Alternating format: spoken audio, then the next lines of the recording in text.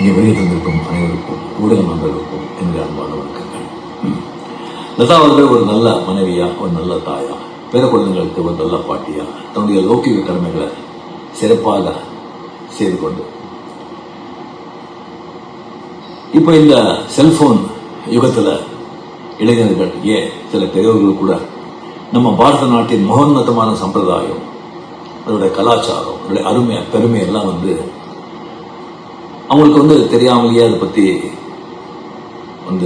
ஒரு அறிவு இல்லாமலேயே ஒரு வெஸ்டர்ன் கல்ச்சருக்கு அப்படியே இளைஞர்கள் போயிட்டு இருக்காங்க.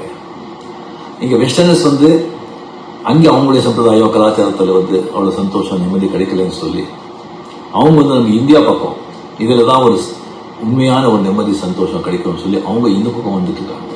லைக் மெடிடேஷன், யோகா, இயற்கையான வாழ்க்கை, அந்த மாதிரி.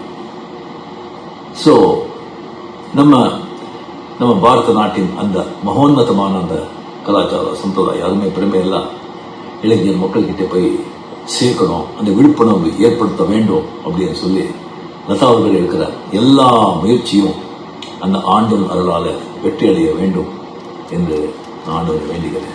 வாழ்த்து.